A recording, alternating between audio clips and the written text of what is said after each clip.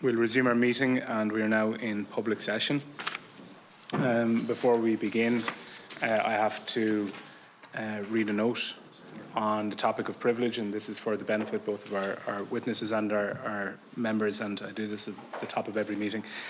Witnesses giving evidence from within the parliamentary precincts here in Leinster House are protected by absolute privilege in respect of the evidence that you give to the committee.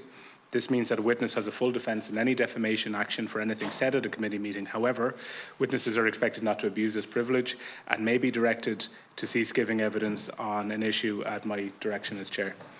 Witnesses should follow the direction of the Chair in this regard and are reminded of the long-standing parliamentary practice to the effect that, as is reasonable, no adverse commentary should be made as against an identifiable third person or entity.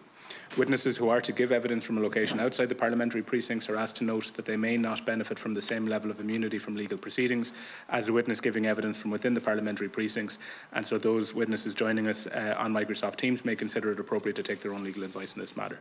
And privilege against defamation does not apply to the publication by you outside of the proceedings held by the committee of any matter arising from the proceedings. And to our members, I'd like to remind you of the constitutional requirements that members must be physically present within the confines of Leinster House to participate, or the wider complex to participate in public meetings, and I will not permit a member to participate where they are not adhering to this constitutional requirement. Therefore, a member who attempts to participate from outside the parliamentary precincts here in Leinster House will be asked to leave the meeting. I would ask that any member who is participating in the meeting via Microsoft Teams, that before you begin speaking, you'd verbally confirm that you are in fact on the grounds of Leinster House. Members are once again reminded of the long-standing parliamentary practice that you should not criticise or make charges against any person or entity by name or in such a way as to make him, her or it identifiable, or otherwise engage in speech that might be regarded as damaging to the good name of the person or entity. Therefore, if your statements are potentially defamatory in relation to an identifiable person or entity, you will be directed to discontinue your remarks, and it's imperative that you comply with any such direction. The agenda for today's meeting is capital and infrastructure issues.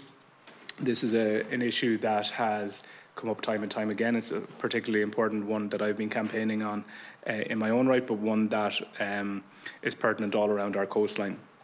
And the committee meeting will be broken into two parts. The first part, we will hear from a number of witnesses broadly representing those who use ports infrastructure, and the second part of the meeting we'll hear from those who have responsibility for management of ports infrastructure, including the department and representatives of the local government sector. So for this first part of the meeting, I will say Fáilte Roibh, you're all very welcome, and I'll introduce our witnesses. Representing the Ornalai, we have Ms Anna Classon, Head of Ornalai Ireland, Mr Francis Halligan, Regional Estates Manager Ornalai, and Ms Niamh Stephenson, Communications Lead with Ornalai. Representing the Seafood Alliance, and at this point no stranger to this particular meeting room, is Mr John Lynch, CEO of the Irish South and East Fish Producers Organisation.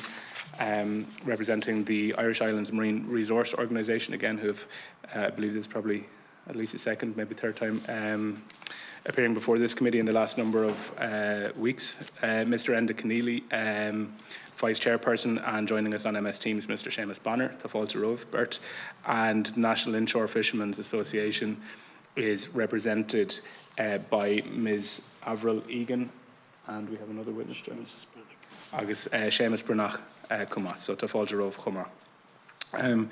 Each of the witness organisations has circulated already an opening statement, and to aid us in our discussions and our debate here today, I'll just ask you to summarise those very briefly, maybe 2 minutes. I'll also draw your attention, and indeed the attention of the members, to there are clocks located just below the screens all around the room, and these count down in terms of time, so you'll be allotted 2 minutes per organisation to give that summary of the opening statement, if that's okay, and then we'll go to a questions and answers format.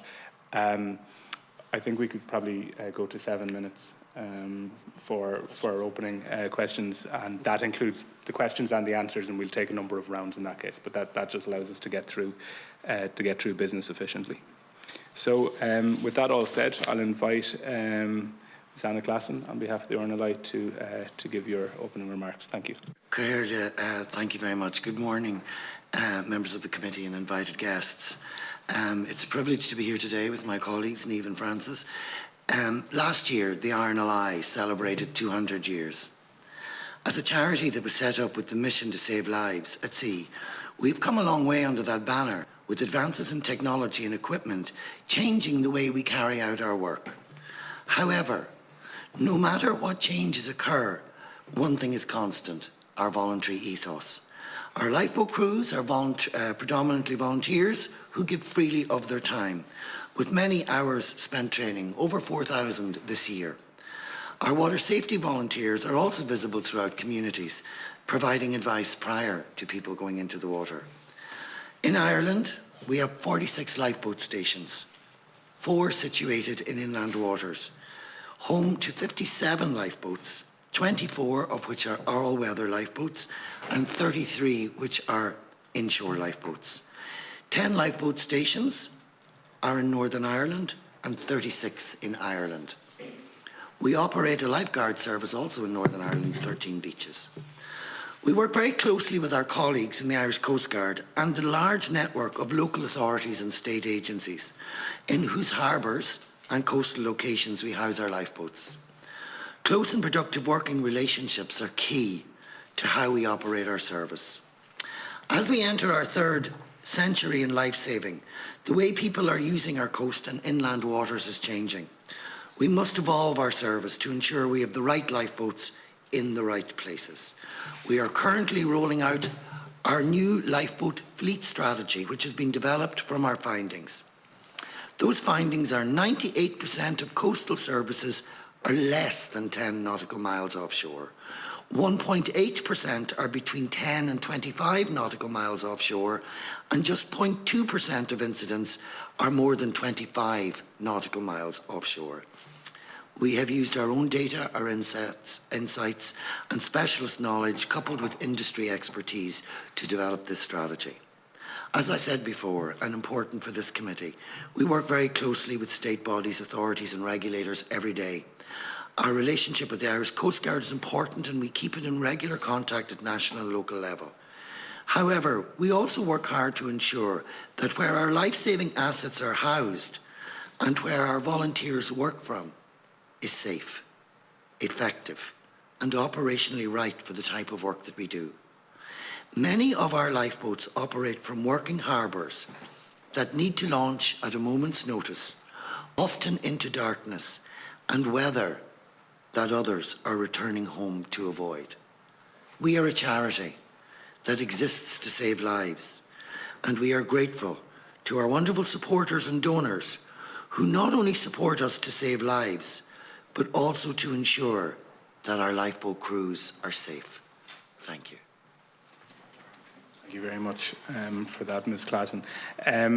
Next, Mr. John Lynch, if you'd give us a 2-minute précis of your opening statement, please.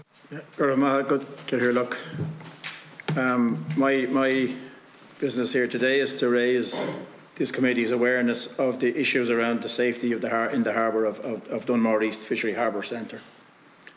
It's I suppose widely known in the fishing industry that this harbour is not sufficiently secure or safe during adverse weather conditions, and the vessels have to be attended day and night when the weather is bad. Any time of the year, really. It's even actually, it can be poor there in the summertime during the recent period. So in the last couple of years, one fishing vessel has been lost, sank in 4 minutes inside the harbour in a storm. And last year, one yacht broke its mooring in the harbour during the storm in the late summer. I think that this poses a serious risk to life and to property. And it is becoming a bigger issue as the climate issues change the weather patterns around Ireland.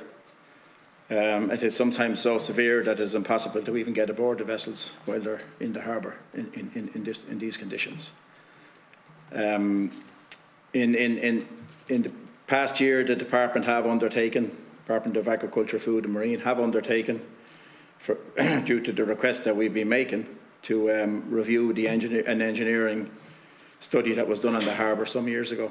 And between the harbour users and the department, a potential project has been selected.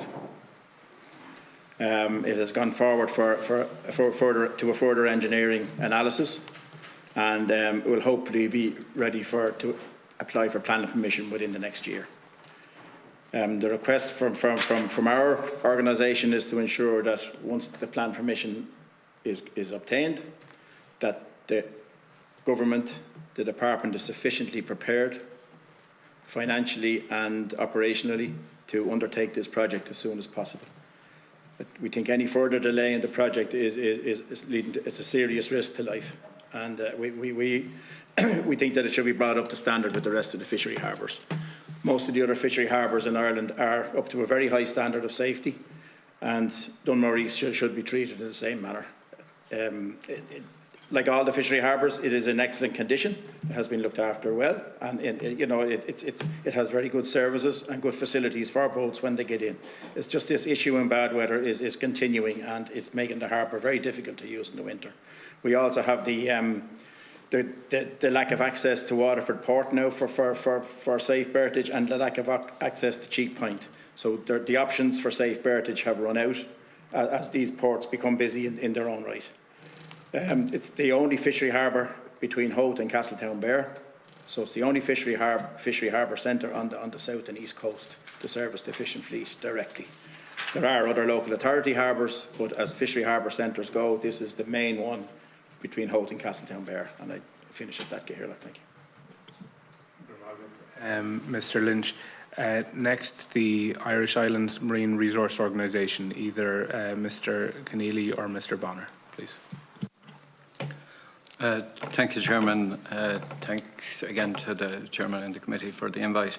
I'll try and go through our main points swiftly. We referred to the Joint Oireachtas Committee from recommendation 22 from the 2014 one. We have problems. All our stuff is currently very fragmented. We have 4 county councils. The department owned Ilanclade Harbour. The Department of Defence owned Bear Island. So we need to consolidate these into some kind of a manageable, logical programme. The basic services we still don't have. We need power, light, water. They're needed essentially on every local authority harbour, but specifically in the islands. The maintenance schedules, we need to should really have a repair and maintenance schedule. Should be timely damage repair after storms. These are vital for access to the mainland. They're basically they're lifeline services to the piers on the islands. We have ferries, emergency services, lifeboats. Some islands have fire services. They need access to these places, and furthermore, when you do have harbours, they're multiple use, so there should be a system where if the lifeboat comes in, it gets the priority. The fishing community needs to get in there, and cargo and ferry services, so that management has to come in. The other main points really are for the fishing. We need to get involved in short supply chains, so all that stuff is needed for that on the islands to have access to the processing, basic stuff like that. And some piers are operational. One in Inshore is currently, they're thinking of going ahead with it. There's works going on in Ishman. But the other issues too is the onshore piers, like in Mayo for Clare and Inishturk. The Runa has, they need to be upgraded as well. I see I'm out of time, so we can come back to anything that you need. Right, thanks. Also Conneely. Next, on behalf of the National Inshore Fishermen's Association, either Ms. Egan or Mr. Brunach. Thank you for having us here this morning. Earlier this year, funding was announced for the repair and development of piers around the country. I contacted a number of county councils about this funding, hoping to highlight some of the safety and infrastructure issues our members face daily. what I found was deeply concerning. Many local authorities were unaware that they even had a marine section. Others redirected me from one department to another. Despite written submissions outlining basic safety issues, I was repeatedly told that the councils had their own plans and would not include our concerns in their submissions. Recently, I visited a pier in County Cork where I watched a 75-year-old man lifting fish boxes by hand because there was no winch, no lighting, and no safe working space. That image has stayed with me. In most workplaces in Ireland, people are trained how to lift a cardboard box safely. Yet our fishermen are forced to lift heavy loads in dangerous, outdated conditions, often with no assistance or no support. The inshore fishing community is not asking for luxury. We're asking for basic infrastructure that allows people to work safely and with dignity. Finally, I would invite any member of this committee or the government to spend a single day with one of our fishermen to see firsthand how detached current policy has come from the reality on the ground. Thank you for that, Ms. Egan. Thank you all for the opening statements and for the brief summaries, and we'll go to questions and answers now. So, indicators, Deputy Ward. Sorry, thank you very much, Chairman, and I appreciate you letting me in, given I'm not normally a member of this committee. But I wanted to just, particularly since the RNLI is before the committee, to acknowledge the work that they do as the charity that saves lives at sea. In so doing, I also want to declare that my wife is a volunteer for the RNLI in Dún Laoghaire. And I am also, thankfully, never somebody who has needed your services, but somebody who's acutely aware of the good that you do as somebody who's involved in water sports in Dún Laoghaire. I acknowledge as well, having spoken to Ms. Classon outside, that Dún Laoghaire Harbour Master Plan has involved the RNLI, and I think there's probably a job there generally to be done around the country in terms of acknowledging not just the presence but the importance of emergency services in harbours and in the infrastructure around the country, and ensuring that they're included in development works, in development plans, and that they're consulted in terms of changes that might be made to infrastructure. Because all around the coast of Ireland, there are RNLI lifeboats of different inshore and outshore capabilities. They carry out a massively important function in terms of keeping people safe, as in addition to the educational function of the RNLI. What they do is really, really important, and we should never allow an infrastructural move or an infrastructural change to impede the work that they do.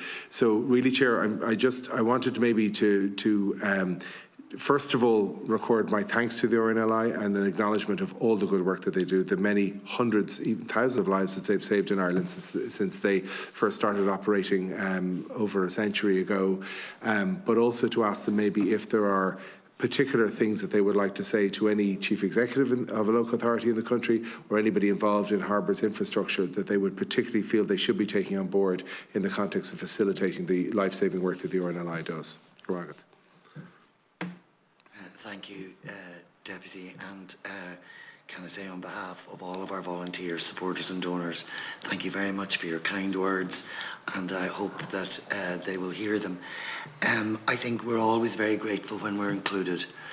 We're an independent charity. We work very well with all of our stakeholders, but I think the example that you've just mentioned in Dún Laoghaire is a lovely example of where that inclusive bringing together all of the stakeholders, asking us what our needs are, listening to us. And we have a journey to go there because there's a big development plan for Dún Laoghaire. So it's really exciting to be in at the beginning, to be heard and to be asked to join the consultation. And I think as leaders in a community like Dún Laoghaire, I can only recommend that behaviour to all of our colleagues and stakeholders. We're very willing to work with anybody to improve life for our volunteers. Thank you very much. Okay, thank you. Deputy McLaughlin. Thanks very much, Cahirla, and thanks to our guests for coming here today. I want to echo the comments of Deputy Ward in relation to RNLI. We're very proud of our RNLI teams. I'm a Donegal TD, so I'm very familiar with your work over many years, and very, very proud of our volunteers and everything that you do. So tremendous organisation. But you need to have more than congratulations from us as committee members today. We need to deal with the issues here. So I suppose I want to ask Arnley, I'm going to ask the IMRO and NIFA representatives maybe jointly. I thought the comments from Avril were very powerful, inviting maybe department officials, ministers to go out on the boats with the fishermen and see for themselves the issues. I just wonder, is there an issue with the funding model? So obviously there are 6 harbours that are under the control of the Department of the Marine and are funded as such, and then everything else is under the control of local authorities. And apart from the, let's call it what it was, the redundancy money that came in relation to the Brexit Adjustment Reserve Fund, I haven't seen any major infrastructure investments. Now, what troubles me is that we're told that we have windfall taxes that come from corporation tax and from the Apple money that should be spent on infrastructure and capital rather than ongoing current, and I agree with that, I accept that. But unfortunately, piers and harbours are not getting their share of that investment. So I suppose what I'm asking is, I mean, what's your views on the funding model? I'm thinking of piers right now and harbours that aren't under the control of the state. That obviously a lot of Arnley, Inshore, islands, boats will be on. So just get your thoughts on the funding model. Do we need to look at a different model? Because it's clearly not working in terms of the investments required. I'll get an answer from the 3 organisations. And if I still have time, I'd like to talk to John Lynch about Dunmurray's too then, okay? So maybe Arnley first, and then I'd suggest Arnley first, in the order of speakers, IMRO and NIFA. Thank you for the question, Deputy. You asked specifically about the funding model to the harbours and that are run by harbour authorities and county councils. That funding model is not something that we involve ourselves in. Our role is to make sure that our crews have a safe system of work, can access their lifeboat, they can leave the harbour to rescue or to train and return safely. But if there's any specific questions, I'll hand over to my colleague, Francis. Thank you. I suppose, Francis, I mean, is it your assessment that there, I'm pretty confident what the answer is going to be, but is it your assessment that there needs to be significant increased investment in the infrastructure that you operate out of? Some of the particular issues that we face, take Helvig for instance, there's an awful siltation issue there.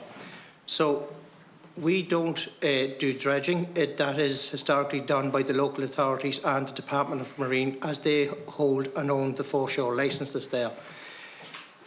But having said that, the issue with the siltation, we have worked tirelessly with the local authority there for the last 18 months to get an interim solution that allows us to continue our service uninterrupted.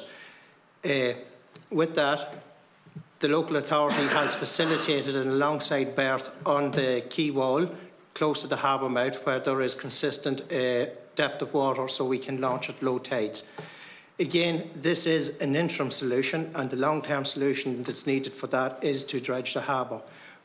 I just want to thank the local authority for their assistance with that as well. They invested and put in fendering systems for us on the pier wall, which are large rubber planks in this instance, that stops the lifeboat from tearing on the side of the quay wall. They've also installed a ladder access for us to our design and specification to allow the crews to safely get up and down onto the lifeboat, and also put in mooring cleats for us along that wall. But again, this is an interim solution, and we do need a long-term solution, and we will continue to work with the local authority on that. Okay, thank you. So I think IMRO's next, is it? Yeah. Thank you, Deputy.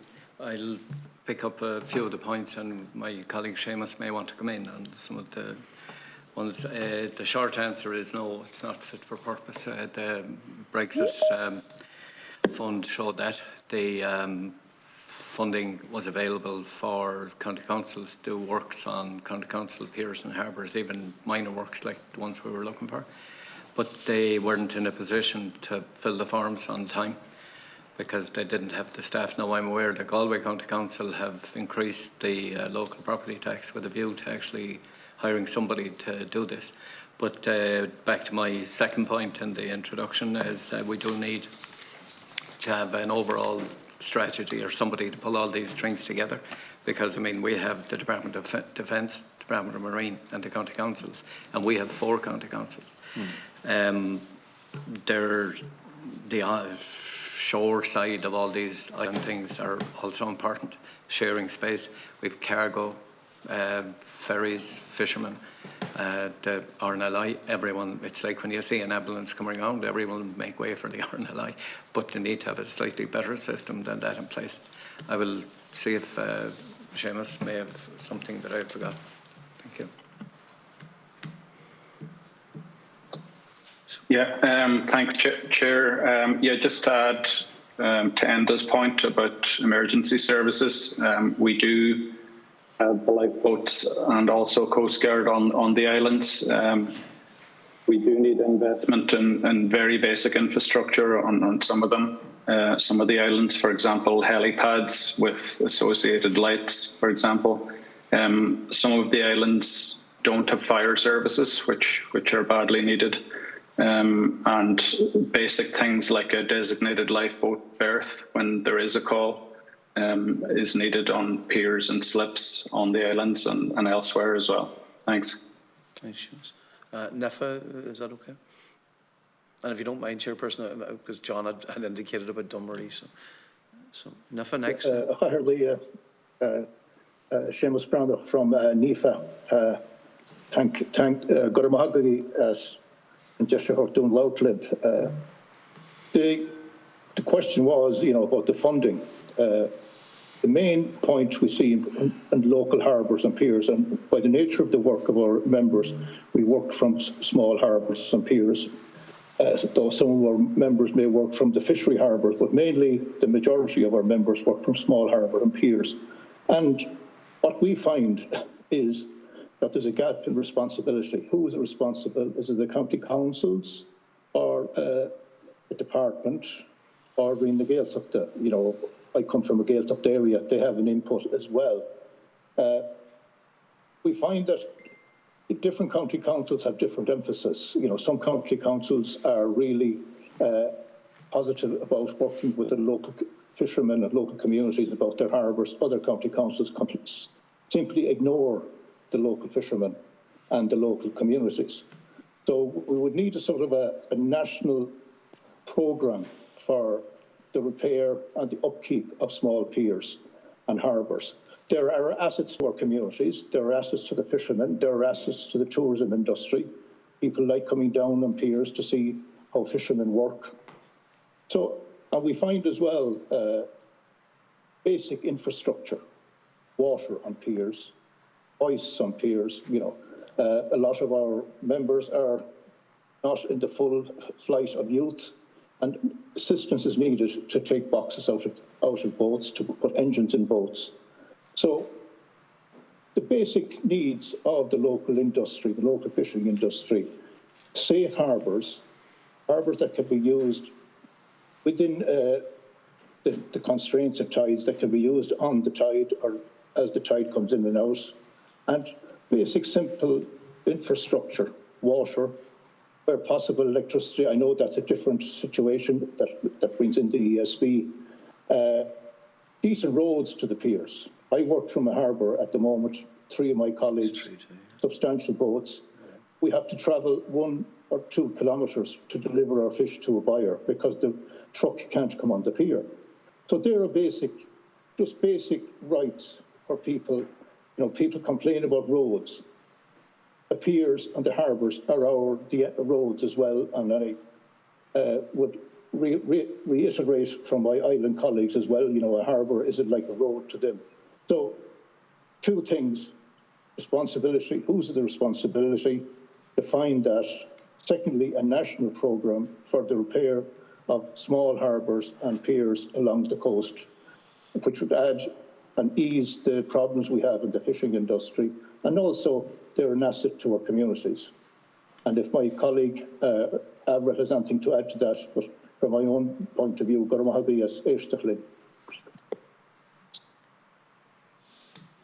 Thanks, Séamus. I just think we need clear responsibility so the harbours aren't left in limbo between agencies, and proper engagement with people who use them, the fishermen, not just the administrators. Thanks. I know because we have plenty of time for so John, the Dunmore East, I have been down there, obviously my role as spokesperson for my party on this, and there was plans that I had seen when I was down there for what needs to be done.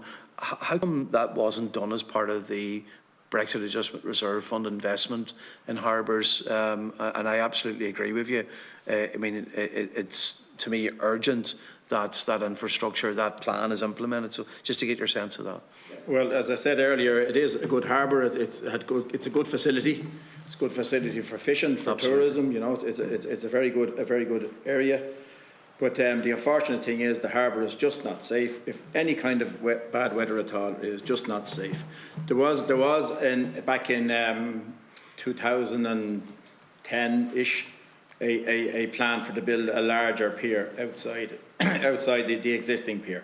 That was a massive project with a massive commitment financially for the country. As we all know, we had a bad economic turn in 2011, and that project kind of fell off the agenda. It had received full planning permission, and it all fell by the wayside because we had the financial downturn for several years before the country recovered. But now that the country has recovered, you know, Dunmore East Harbour hasn't recovered, and the weather is still affecting the boats for a lot of the year. The current project that is being looked at is a smaller project with less financially restrictive, and I think that needs to be pushed ahead as soon as possible, you know, to make the harbour safe. On the other issue you were asked about funding, I think, and you mentioned it yourself, the Brexit Adjustment Reserve. We did, I would say, slip up in the Brexit Adjustment Reserve, but mainly because it was time bound, it had to be spent within the 2-year time period. So we ended up not utilising 213 million of that Brexit Adjustment Reserve. We could have done a lot of harbour work with 213 million, but we just couldn't be shovel ready within the time period that was allowed. Whether we could have got flexibility on that is irrelevant now. But it does indicate to me that we shouldn't slip up for a second time. You know, don't repeat the same mistake. And what I'm talking about here, Deputy, is the Community Benefit Fund that will eventually come from the building of ORE around the coast of Ireland. And I think that Community Benefit Fund, a large portion of that should be ring-fenced. There's no ring-fencing within that Community Benefit Fund programme at the moment. A large portion of that CBF funding should be ring-fenced for the seafood industry. So that would accommodate harbour development. And I know we have the 6 fishery harbour centres, they have central funding, but for the local authority harbours could benefit greatly from funding from the CBF when the ORE comes on stream. Yeah. Thanks, John. Thank you. Thanks, guys. Deputy Gallagher. My colleagues, I just want to welcome our visitors today and to thank them for their contributions. The RNLI is an organisation which Anna Classon has stated was established just over 200 years ago. We know from our history that the first one was established on Armore Island in 1889, not at Lefgaro that we're familiar with now, but indeed the first boat there, and Séamus will be familiar with it, was over in Rana on the other side of the island, but changed to Lefgaro after that, and it's there since until the new station was opened some years ago, I think, by Daniel O'Donnell at the time, and his wife was to have launched the Myrtle Maud, which is the most recent one that's there now, and for some reason wasn't able to attend. But there was a big day on the island at Leb when the Myrtle Maud was launched. Just be anxious to find out what the cost of the Myrtle Maud was or at the time. Ask also the cost of the running of the RNLI on the island of Ireland, or particularly on this jurisdiction, never ceased to amaze me when I became very familiar with the workings of the RNLI. When I went to Poole during my mandate in transport 2006-2008, at the request of Anna Classon, who's with us, went there, saw firsthand what the organisation does, and it certainly was most impressive. What needs to be done, the question is, and others have outlined what needs to be done, and could I make a suggestion that we in this committee, Chair, write to all the local authorities that are involved and to ask them what plans they have to improve the infrastructure within their jurisdictions that is so important to life-saving the RNLI, whether it's the harbours. The mention was made to the helipads, the provision of fire services, all of that. So I think they have a responsibility. See, there's no one-stop shop. We have in the Department of Marine with responsibility for all of the harbour centres, whether it's Killybegs to Rossaville, Coast, Castletown, Bear and Dunmore East. And I have a soft spot for Dunmore East because I lost a lot of sweat on Dunmore East many, many years ago, curing sprat there at the time, spicing, sugar and spicing them. And at a time, maybe some of you might remember, when you could walk on the decks of the vessels from the main harbour over to the co-op. At that time. Unfortunately, it's not like that. Was in the good days, and when many of our boats were going down from Donegal to fish the famous bag and bun at the time. And I do remember what you're quite right, John. There was a agreed in principle that we would proceed with the development there. I think that should be looked at now. It mightn't have to be of the same magnitude, but I'm sure it'll be more expensive now than it would have been then.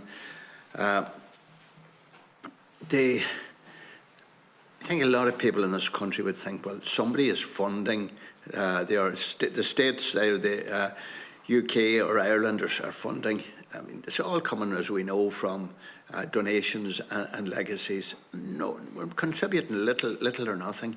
So I think the time is right for us at the harbour centres and in the other piers to step up and provide the necessary. There's a view there that the volunteers just rush down when they're called onto the boat, but of course it's not as simple as that. It's much more involved. So, Chairman, to write to all of the local authorities and ensure that the basic infrastructure which is required is provided. Can't be done overnight, but we should have a plan. We should plan a way forward. The Brexit Adjustment Fund in relation to Dunmore, of course, it was time limited. And if it wasn't shovel ready, then you couldn't spend it within the 2 years. And I think that was wrong at the time, or maybe clever by those who were providing it, knowing that it couldn't be spent. But the money was there, and it should be, should have been available, or maybe available since then. You talk about the going from Dunmore or going from Howth right round to Castletown Bear. And there's a lot to be done in that area. But I would like to compliment all, and I would like in particular to refer to the one that I'm most familiar with is the one on Arnmore Island. And then, of course, we have the Coast Guard on Bunbeg that I was involved in during my time in the department. And also, we remember those in Killybegs and in Buncrana, when there's a change of the guard there at the moment. From the Donegal Man of the Year, from John to Joseph Joyce. And I want to take the opportunity to wish Joseph well in his capacity as in charge of operations now. So time is limited, but in short, to thank the RNLI so much, and perhaps whoever can answer the question, what it costs to run it in this country. Thank you very much, Deputy Gallagher, and thank you for your kind words. And may I also thank you for your support over many years in Ironmore Island. As you know, we've opened a new station there at the cost of 1.5 million, and we've also put in capital infrastructure in Loughree recently at 1.5 million as well. That's our recent 2 new stations.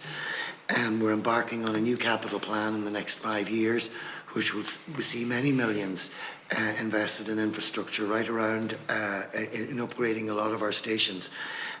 But for the cost, 12 million is what it costs annually. That's running costs.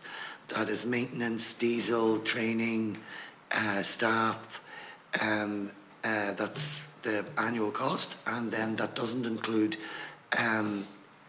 assets or lifeboats. So in the 26-27 plan, we have 3 new Shannons coming to Ireland. We have one in Phoenix, one in Baltimore, and one in Howth. And those Shannons have a cost of 2 million each. And I have to commend and thank all of our crews who are going to take part in changing the way they work, because they're moving from a Trent-class lifeboat to a Shannon-class lifeboat. So while the investment in Ireland of the RNLI is substantial, the investment of our crews is also substantial, and the support we receive is amazing. Thank you. Thank you. Thank you, John. Deputy Ward. Apologies for being late. I'd just like to thank you all for coming here today. I'd like to start by fully supporting the points made by the National Inshore Fishermen's Association. No amount of harbour development will matter if all our fishers are forced to quit the industry with what's coming up. So I think it's important to keep in mind during the course of these meetings that infrastructure is completely useless unless there's an industry there, and we need to make sure that the industry isn't wiped out. So my first question is for Avril.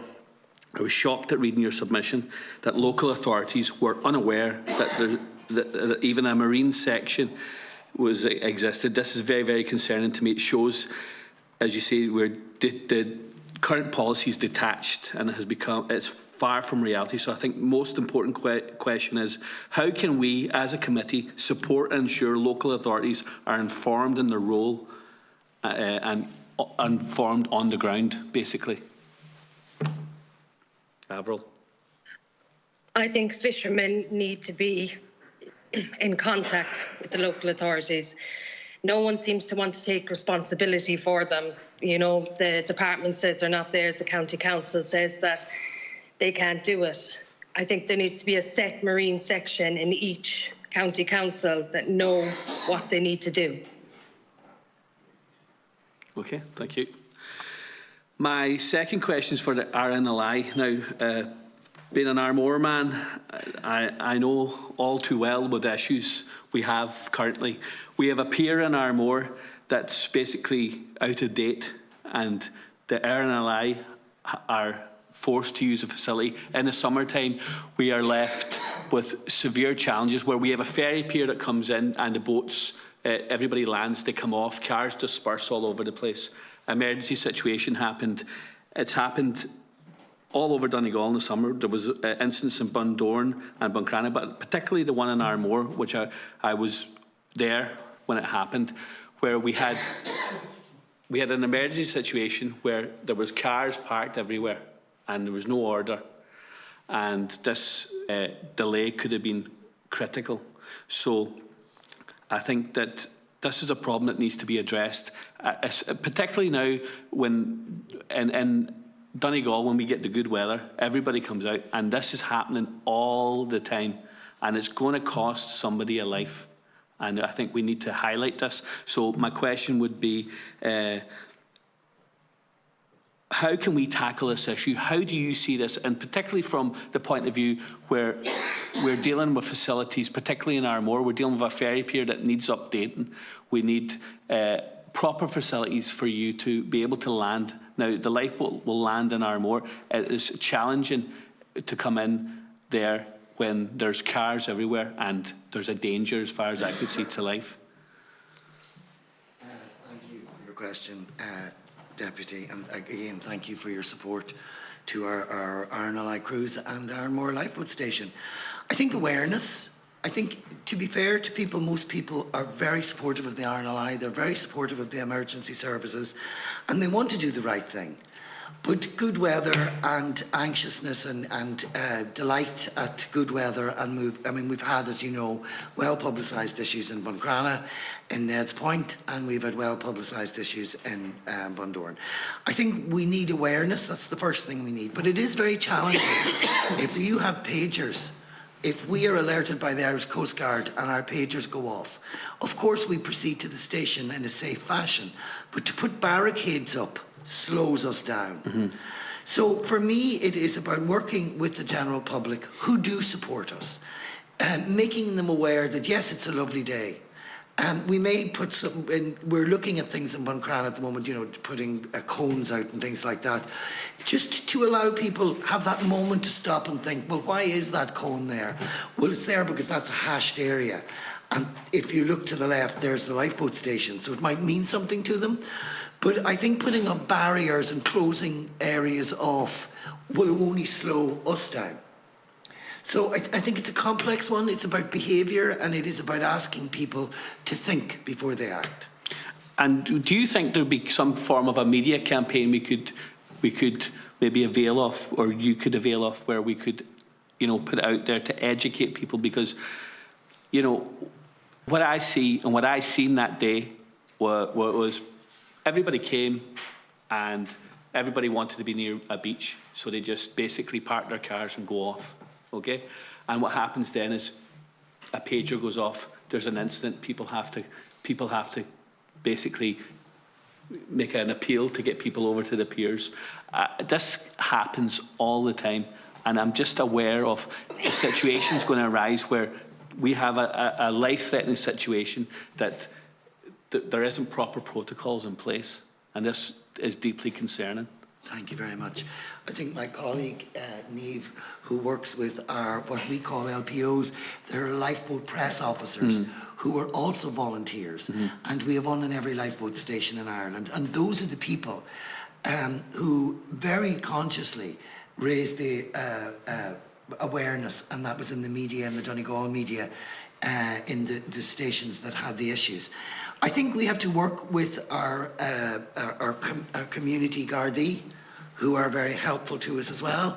And if we do have a shout, our colleagues in the emergency services are very quick to act to help us get access.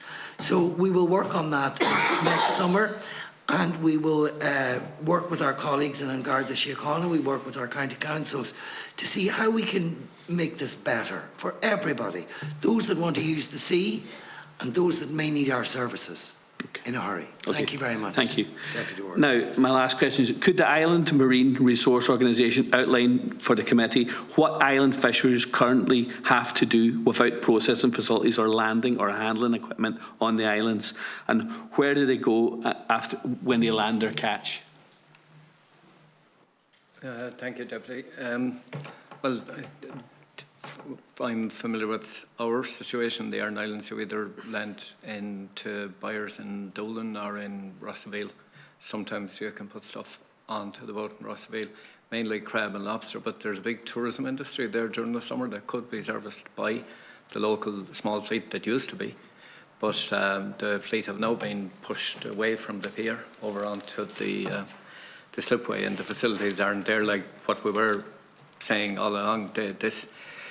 When the RNLI moves in, we'll all help them. Everyone helps like that. The problem is not air. The problem is with the infrastructure. We never have a problem with anyone in the RNLI or the guards or anyone else. When you call them, they do their best.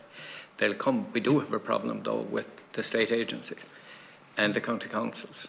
And they must have a special drawer there with excuses where there are 65 different reasons why you can't do something, as opposed to one reason why you can. If the RNLI acted like that, they'd say, oh, it's misty out, we won't go out tonight. That's not what you need. What you need is, like we said, a target, like the recommendation from the committee in 2014. 4 county councils, Department of the Marine, Department of Defence. We need to have one agency to make them do something. And a point that Deputy McLaughlin said there about these windfall taxes. I mean, usually what happens when things collapse, governments move in, build infrastructure while they can. It creates employment in the downtimes, and when you're going ahead, you now have it for the people in the future to work with. But that would be, there's basic things like that you could do. Pontoons would be handy in some of the piers. They're in most places you go in Europe, in the States, everywhere. Navigation lights we don't have in some areas. But I would say that if the committee can do anything, if you could do something to push forward the stuff from 2014, where you actually can get somebody to say we're going to build A, B and C. It's interesting in Rana Pier there in Ardmore, where the RNLI were there, that's on the list for needing to be something done with it fairly urgently as well. Unless Séamus has anything to add, thanks. Séamus? Yeah, thanks, Chair. Yeah, just to add to that, on Rana Pier in Ardmore, there's a number of piers pending since probably the last downturn. Rana and Ardmore is one. There's Inishman. The Sherkin breakwater is due to be improved, to give better ferry service and access to local users for tourism and fishing there. East End Pier has been badly damaged in a storm, which are getting worse, as was mentioned before, due to increased severity of storms, probably due to climate change, and they're becoming more frequent as well. Just another point I think we need to consider as well is there are some administrative solutions. For example, for the Sherkin breakwater, it's in an SAC, Roaring Water Bay SAC. So there's an extra layer of requirements that have to be done to get projects approved and all the permissions needed. So we need to put a mechanism in place to allow that, to do it, so that there's not a blockage for essential services like ferries and emergency services and other users. There's another example in Maharorty in Donegal, where it's not a designated landing port for fish. And this is causing difficulties for local users, and that could be solved very easily by somebody in the department who could designate that pier as a designated port. Thanks. So I have a number of questions myself, and given that our other members have already had the opportunity to speak, I propose to put them now. And I think Deputy McLaughlin set out the context pretty well there in terms of this discussion is about infrastructure of our ports and harbours, but the wider context is a failure to invest over many years in our regional infrastructure, and that has hampered economic development, economic diversification. It's put livelihoods at risk, and I fear that lack of infrastructure and investment when it comes to ports and harbours is actually putting lives at risk as well as livelihoods. Certainly putting the lives of coastal communities at risk. And we also have to look at the other part of the context in which this discussion is taking place, and that's the depletion of our fishing industry over many years, both offshore and inshore. There are less people employed. The Brexit deal copper fastened a massive decrease in the fishing opportunities available to our fleets. And those two pieces of context are really important, I believe, for this discussion. I've already spoken about Kehoe in this committee. I've spoken about it on the floor of the Dáil. I've spoken about it for many, many years, and I've spoken with some of our witnesses about it before we came into this meeting. But I think it is a really good example. It is a case in its own right that needs to be solved, but it's also a really good example of the dysfunction and the failure of the current funding mechanism. Kehoe, for those who don't know, is a small local authority-owned fisheries harbour in the West Waterford Gaeltacht, a couple of miles from my home and a place that I'm proud to live in and I'm proud to represent. However, because of siltation, it's impassable at low tide for all sorts of vessels. There is a small inshore fishing fleet operates out of there, and there's of course the Helvick Head and Dungarvan Bay Ornalai station there.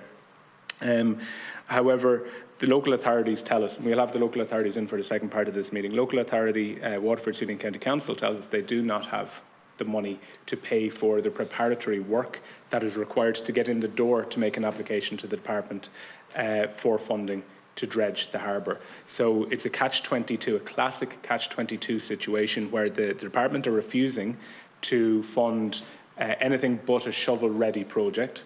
So all the preparatory, the foreshore licence, the planning, the environmental impacts, all that work must be done before an application will even be considered for funding. In most cases, that work costs more than the actual work of dredging the harbour. And certainly in this case, that is true. This, to my mind, seems to be an arbitrary rule because it doesn't apply for example, the development of housing. It doesn't apply for the development of an enterprise centre, a couple of miles from Helvick, where different government departments and agencies are very happy to fund preparatory work. It seems to be only for local authority ports and harbours.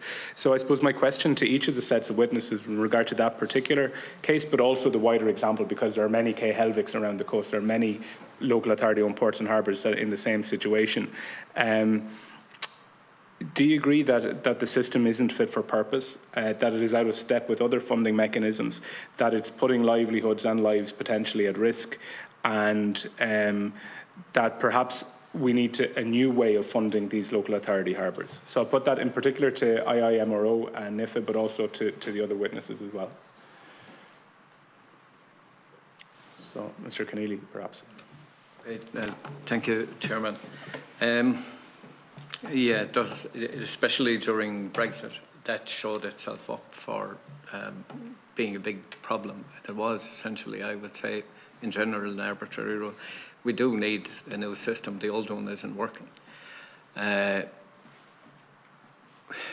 What we're talking about is it's a minor thing. When you see that the RNLI can run their operations for 12 million a year, considering the level of service they give and what they do and what they're capable of.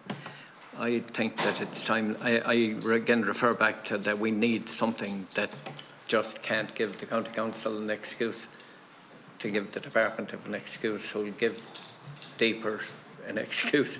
Everyone has a drawer full of excuses in the thing. So from our own experience, that we have had a lot of it's like swimming through treacle dealing with most departments. So I can see why people will gladly accept an AI telling them what to do if they keep going on like this.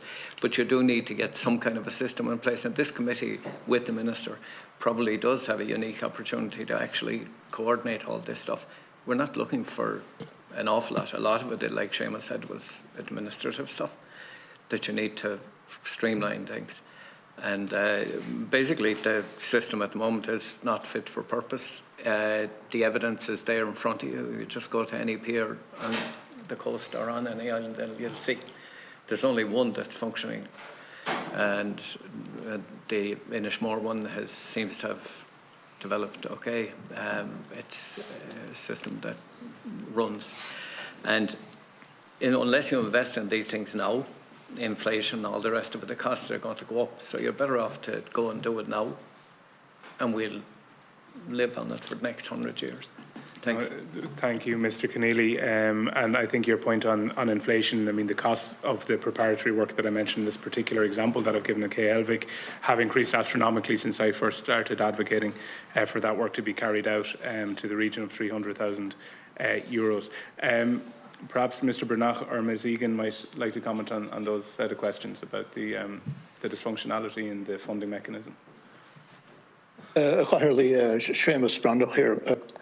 I take on board what your point there, and I sort of struck to me in a way when you mentioned, enterprise centres, and the different planning that's needed, and piers and harbours seem to be different. Well, a local harbour with 4 or 5, 6 boats, that is an enterprise centre of its own.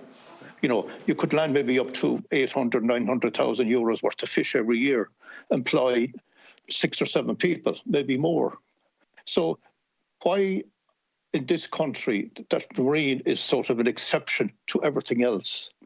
You have the bureaucracy and dealing with your local authority, dealing with the Department of Marine, then you're running into planning, you have SAC, you have foreshore. Before even a digger gets a chance to dig out a part of a pier. So that is the biggest stumbling block. And the other stumbling block is, in our opinion, is that the lack of engagement from the local authorities. Now, as I said before in my previous statements, some local authorities are very, very positive and very cooperative with the local fishing industry and the local tourism. Other people use the harbours as well, you know, kayakers, etc. You know, harbours and local piers are a gem in areas. But when you have to, the example of my own harbour, we're 12, 13 years looking from basic infrastructure. The last bit of work was done, bar one piece, was done by the Congested District Board back in the beginning of the last century. Now, just through sheer perseverance, we've managed to get some sort of traction. But there has to be national policy. There's a national policy for every other thing, you know. Say if you want to, how would I put it? You know, just a national policy for piers and harbours. They're basic infrastructure for the coastal communities, for fishermen that are using them, and for other users too. We mentioned the RNLI, the local Coast Guard station. You need those facilities. You know, we're not back in the dark ages. You know, if you have no water on the harbour, if you have no a hoist on a pier, if you have no slipway to draw your boat, if you need to do some maintenance, they're a basic infrastructure. The local authorities will have to come to have a national body themselves. Why can't they have a national policy of infrastructure, coastal infrastructure? That's what's needed to make our coastal communities, that we can live there, that we can work safely, that you're going down a step that maybe has no railing. You know, the whole thing of community, sustainability of coastal communities, safety of fishermen, and the basic thing, the bureaucracy. I've just mentioned before, I've 4 points here. Bureaucracy, planning, SSE, foreshore, before anything happens. So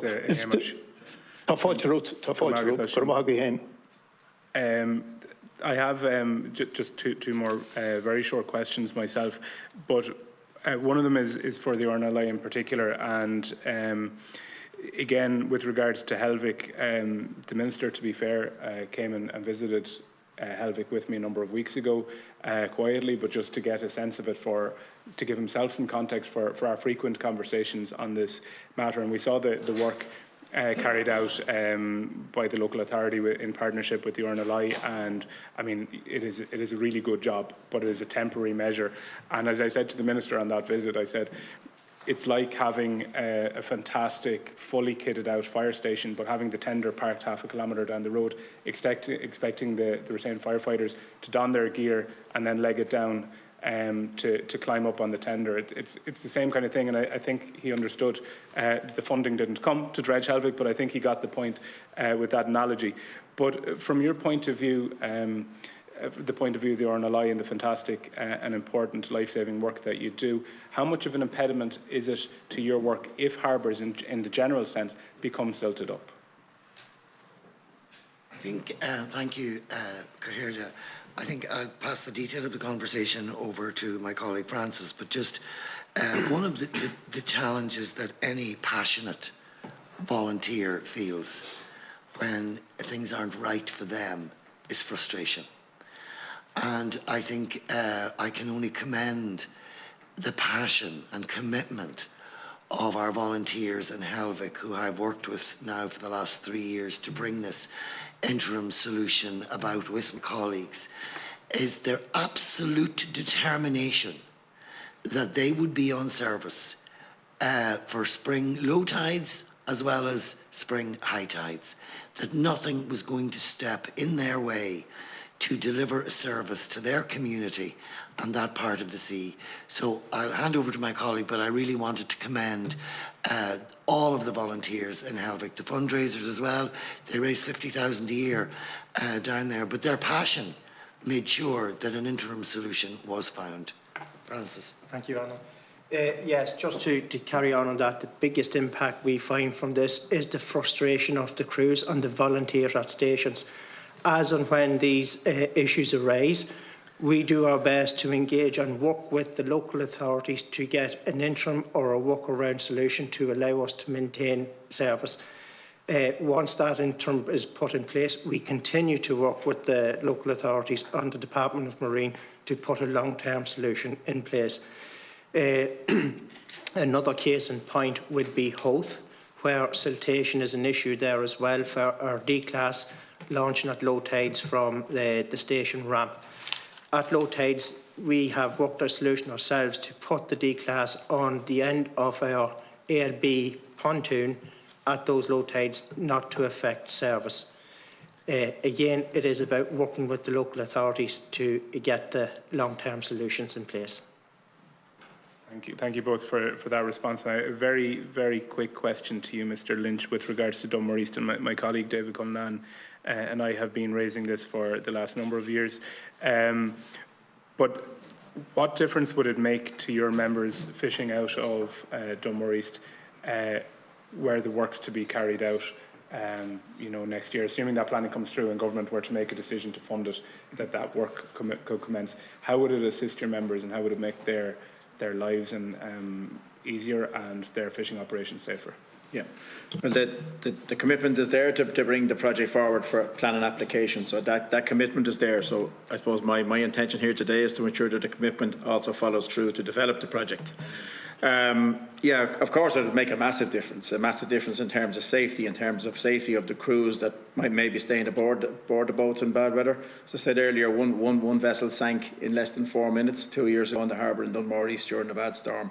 So, you don't have to have too much forward vision to see what possibly could have happened there. You don't need to think too hard. And indeed, my colleagues here in the Avril and I would very quickly tell you what might happen and how fast things can go badly wrong. So I think to avoid a situation developing where there is a potential loss of life or a factual loss of life is our ambition.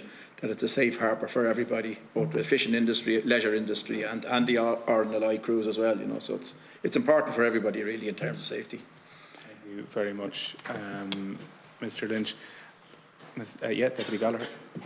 Very short. Listening to Séamus Bonner's contribution and also John Lynch's, the question of foreshore licences, it takes so long. I saw it in Burton Port and the works going on there, and that's only a microcosm of what's going on around the country. I think, Chairman, when the committee have an opportunity, and I think we have a very full agenda between now and the end of the year, but sometime next year, I think we should invite the section of the department that are responsible for approving foreshore licences. It has to be dealt with more expeditiously.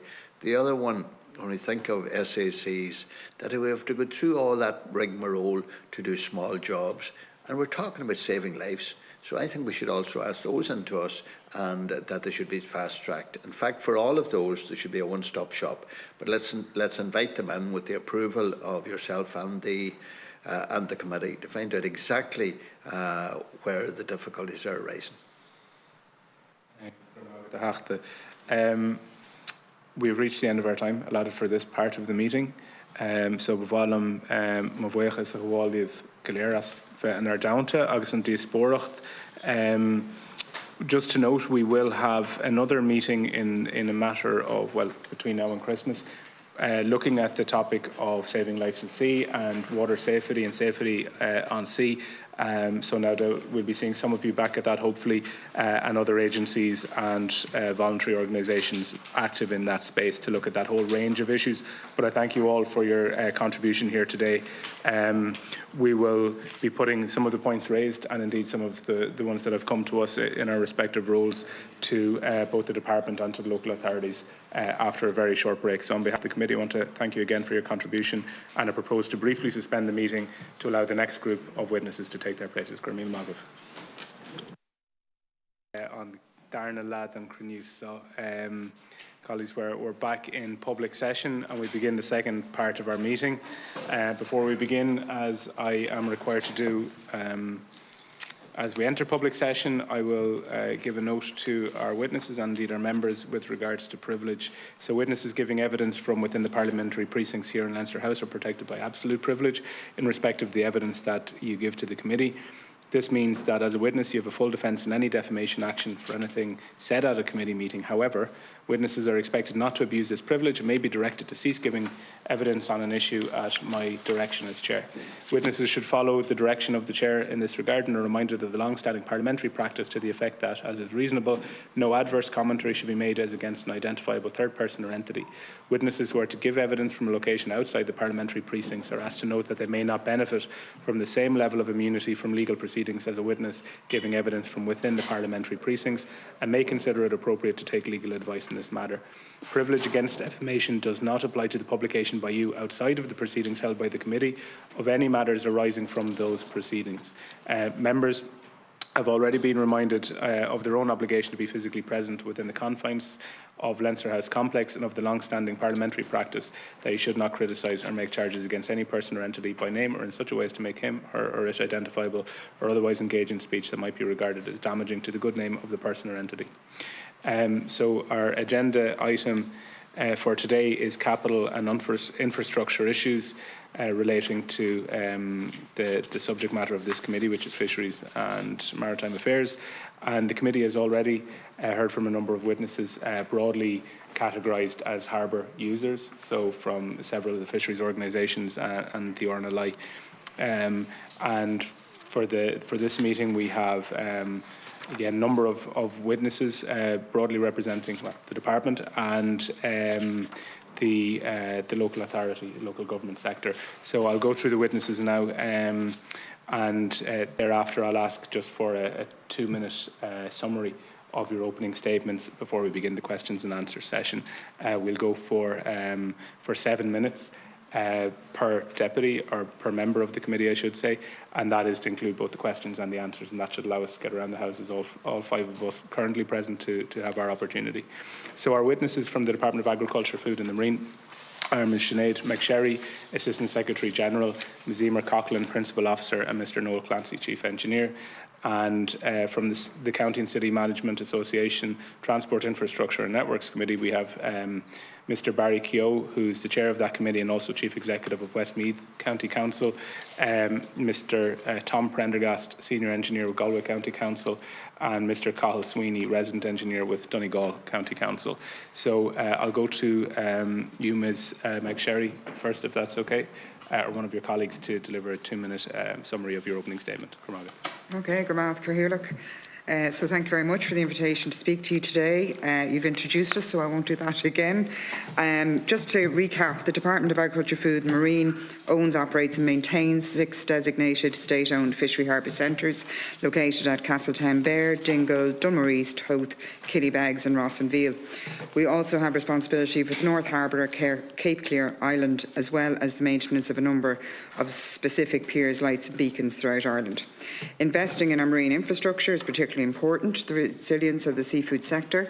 The Department, subject to the feasibility and prioritisation of resources, administers the annual Fishery, Harbour and Coastal Infrastructure Development Programme, and that is consistent with the objectives of the NTP. The strategic objective of the programme is to contribute to, from an infrastructure perspective, the future viability of the fishing industry and the sustainability of our coastal communities. So between January 2010 and December 2024, the Department has invested almost $356 million in publicly owned marine infrastructure through a mix of National Exchequer and Brexit Adjustment Reserve funding. The Department's Engineering Division profiles 5 to 7 capital works a year and prioritises those projects that will bring in the infrastructure for which the Department has responsibility for up to the best international standards. Each year the Department also carries out approximately 50 projects of various sizes. Some projects may be scheduled over a number of phases to take account of the available annual funding, competing national priorities and capacity of the Department to deliver. Since 2020, $138.5 million has been invested in capital works in our fishery harbour centres in Cape Clear, and they have delivered projects such as the Dinnish Wharf expansion and breakwaters at Castletembear, the Middle Pier at Howth and Smooth Point Pier extension at Killybegs. So in March, Minister Dooley announced a capital investment package of $23.4 million as part of the 2025 programme. This allocation included capital commitments for ongoing projects and the commencement of some new projects, but in addition the programme provided for a limited discretionary funding for small-scale shovel-ready developments and repair of local authority-owned harbours, piers and slipways, and that is all subject to available exchequer funding. This year Minister Dooley announced an allocation of $4.33 million for 57 projects across the 11 coastal authorities, and between 2020 and 2024 the Department reimbursed total funding of almost $56 million under the Brexit Local Authority Marine Infrastructure Scheme and the Local Authority Marine Infrastructure Scheme. I suppose it should be noted today that the Department is not the responsible body for the development and maintenance of local authority-owned infrastructure. This lies in the first instance with the local authorities and with their parent department, the Department of Housing, Local Government and Heritage. My colleagues and I will take any questions you have in respect to the Department's infrastructure. Thank you, Kehoe. And now, Mr. Kehoe, or one of your colleagues, if you'd like to give a 2-minute summary of your opening statement. Thank you. Thank you, Chair, and thanks for the invitation to appear. As you know, Westmeath, Irish local authorities manage hundreds of piers, harbours and slipways, and they support local coastal economies and are really critical not only to our fishing industry but increasingly to tourism, aquaculture, marine leisure activities and the broader blue economy. The challenge that we face is maintaining ageing infrastructure around the coast, where the capital cost of maintaining and improving that infrastructure is enormous. So we've a number of key challenges that we face. The first is the financial and the funding constraints. The investment places a significant strain on those local authorities that have a significant number of harbours and piers, and that investment competes with other priorities within the Council, and it makes it difficult to ensure that the appropriate investment is in place. Secondly, the infrastructure is deteriorating, as the members will know, and it's suffering increasing damage due to more intense storms and the effect of climate change. Thirdly, we have delivery challenges. We have very complex consenting processes that we need to go through involving multiple agencies and lengthy timeframes. We have procurement challenges. We have supply chain constraints on marine grade materials, and then we have very limited weather windows in which work can be carried out. And then there are issues with called timings as well in terms of getting work done during peak seasons. As the committee will understand, there is a change happening in the whole fishing area, and there are now a lot of other competing uses that are seeking to use our piers and harbours, be they leisure-related, aquaculture, and so on. And it can be difficult to manage those competing demands in our harbours and piers. We also have an issue with getting appropriate technical expertise and resources in place, because it's a very limited pool of people with that kind of expertise. And we have a number of recommendations in our opening statement. The first is that there would be enhanced funding mechanisms giving multi-year certainty and flexibility for large projects, and that these would include advance funding of resources to plan, design and get the necessary consents. Secondly, that would be 100% funding for climate adaptation projects, because it is important that we preserve this infrastructure for future generations. That would be 100% funding for large-scale dredging projects. That work would be done to streamline the consenting processes, and I know that Minister Chambers' group is working on that to ensure that the various planning and marine consents operate together rather than one after the other.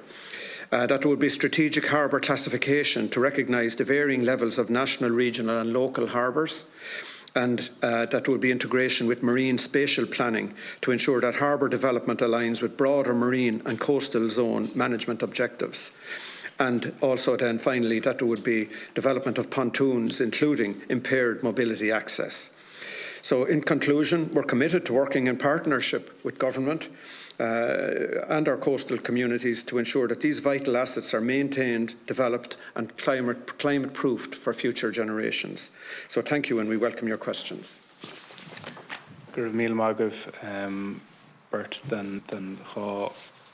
Carl son, thank you both for those summaries of your opening statements, which I should have noted, but you'll be aware have already been circulated, so members will have read them, and that's why I asked for summaries.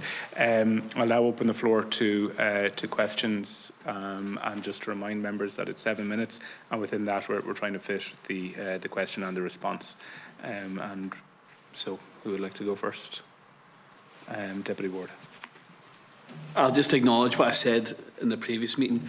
No amount of harbour development will matter if the fisheries are forced to quit the industry with the forthcoming cuts that are coming. That is vital. I need to get that statement out there.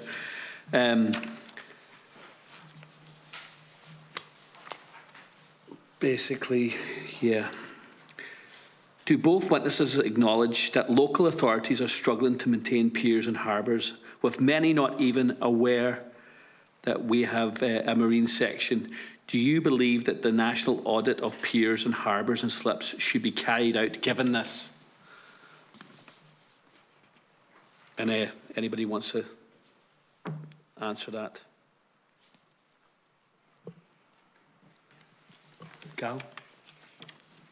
Hi, thank you very much, Cahill.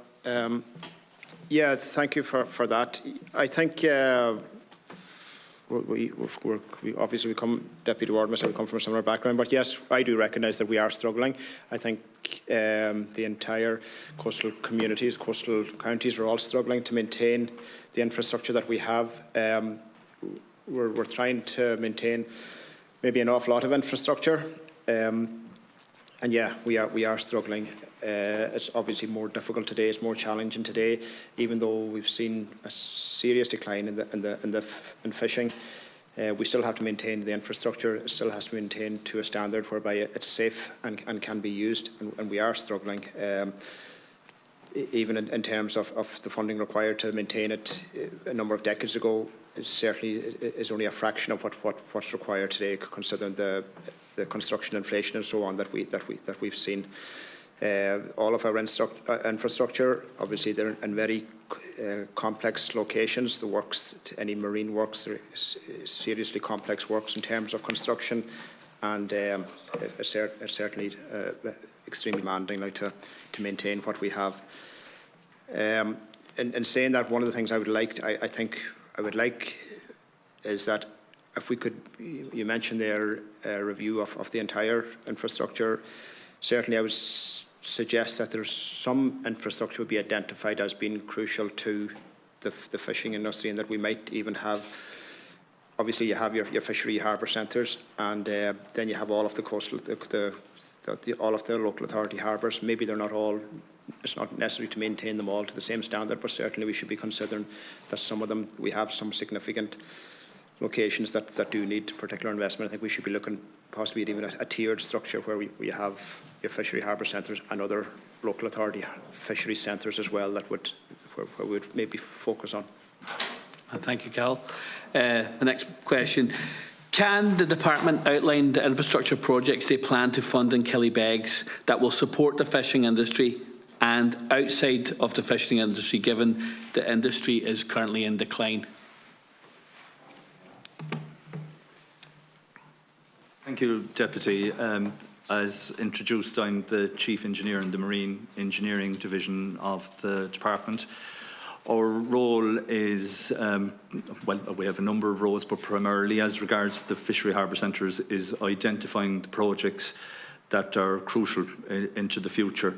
Now, I suppose if you look at Killybegs, there are two key projects which are nearing completion, should be complete by the end of this year. One is the Smooth Point project, which has been done on a phased basis over the last number of years, but has delivered over 120 metres of additional berthage in the harbour. Secondly, we've put in a pontoon infrastructure, which is, I suppose, directed towards a new business that seems to be coming in Killybegs, and that's leisure fishing, angling and the likes, but possibly also local clubs like the rowing club and all that will use the facilities. In terms of going forward, certainly there are major ambitions in Killybegs in terms of the Southern Pier extension, as it's called. That's quite a large project, and in terms of our thought process, it's in its infancy at this stage. The previous minister funded a report which we have in terms of the cost-benefit analysis on it. Now, that was done on the basis of catches in 23 and 24. That may differ going into the future, but it is in our plans. But like every plan that we have will be predicated on available funding, and we work within an annual programme in the department. Our budget is annual. Certainly on the larger projects, we use what's called a contractual commitment system. So if projects are started, they're the first projects that will be funded into the following year. But they're the major projects. There's many other smaller issues that we deal with. Like in every harbour, we have a safety and maintenance budget, which is really just maintaining ladders, maintaining bollards, all that sort of thing. But they're the major projects on our radar at the moment. Okay, that's good. Thank you.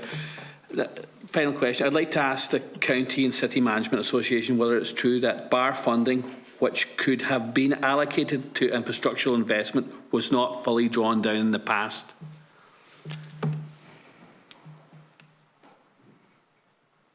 I apologise, Deputy, but I don't have that information. Don't have that information? No, I don't. Okay, that's okay. No, that's okay. Sorry. We'll move on. Pat? To start from the last contribution by Mr. Clancy, what ongoing works are in the final stages in Killybegs? And secondly, what's the justification for the Southern Pier extension at the moment? I know you've referred to it as based on landings of 24, 25, and I only wish that that's the landings that we could anticipate for 25, 26, but from what we're hearing, it doesn't look like that. That's that one. The other one is the issue of foreshore licences. Whose responsibility is that?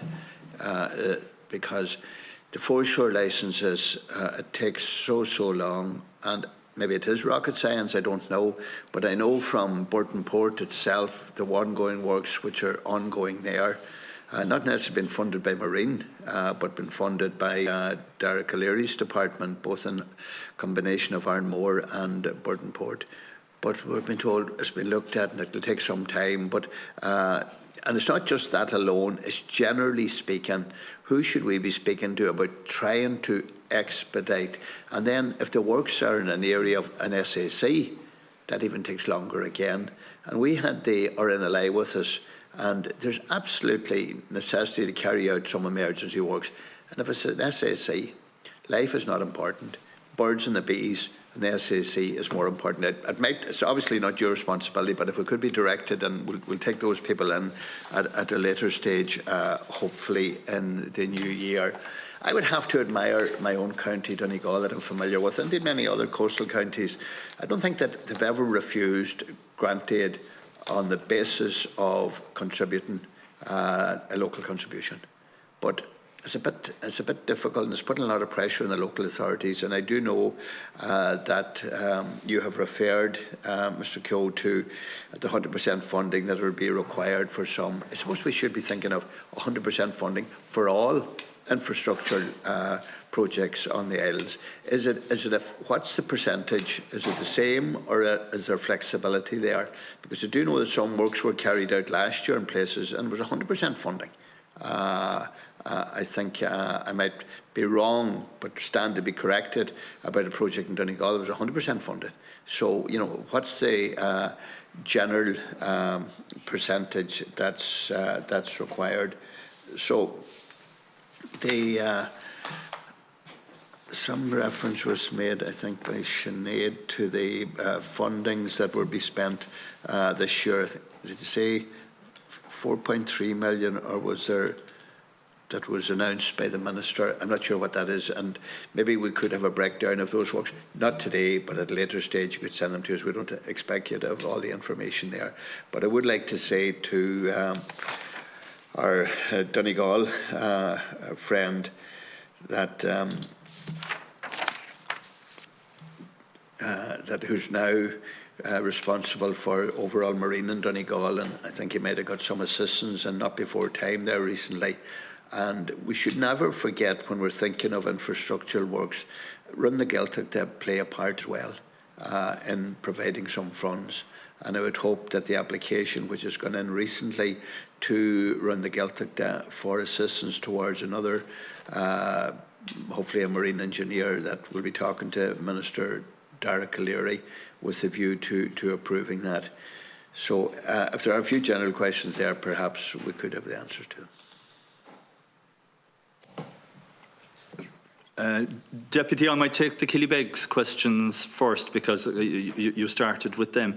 And I suppose the key projects that we're finishing in Killybegs Fishery Harbour Centre this year are, one, the Smooth Point project. Now, it's been done over 3 phases. Phase 1 dealt with some contaminated material that had to be removed and treated. The second phase, in fact, built the pier face itself. And it had a slightly troubled history, because the contractor that started it with us got into financial difficulties, and we had to terminate that contract and engage another contractor to finish it. But they finished the works. And finally, the section that's completing this year is a breasting dolphin. So what we do in Killybegs is, with the larger RSW trawlers, we berth them stern on.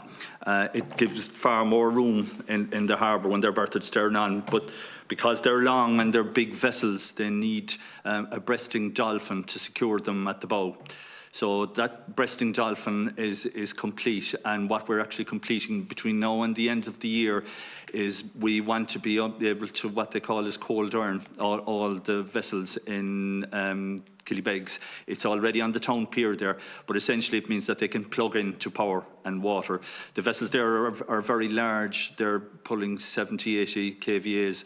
So it needs a major power infrastructure. It's worked well on the town quay, so we want to have it as well on the Smooth Point section. A lot of the reason for that is there are large vessels, and you'll probably know it in Killybegs, that berth on what's known as the Black Rock Pier. The Black Rock Pier itself was never designed to accommodate the size of vessels that are there. So we're hoping that between the town pier and the Smooth Point Pier, we will have adequate room to accommodate them. In terms of the Southern Pier extension, you're right. The work that we would have done on that so far, and any cost-benefit or economic analysis that was done on the basis of fisheries, but it was done on the basis of fisheries landing in 23, and we revised it upwards then in terms of 24.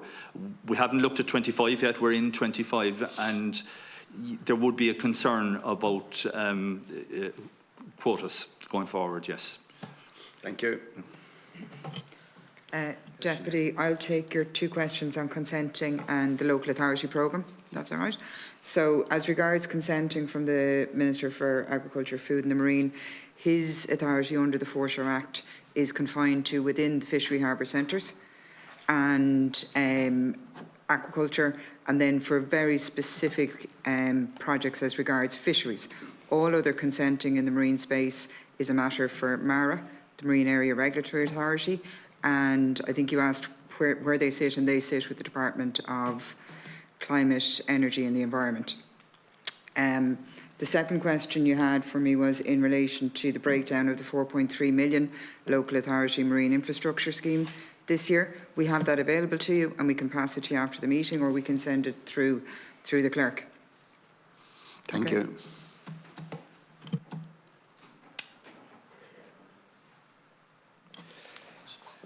Just on the question of on funding to the local authorities from the Department of Agriculture, Food and the Marine, the Bellamy funding that was over the past 2 years, that was received at a rate of 95% versus 5% from the local authorities, and we're grateful to the department for making that change. Originally, when that scheme was announced, it was 75%, 25%, but during the course of the scheme, that was increased to 95%.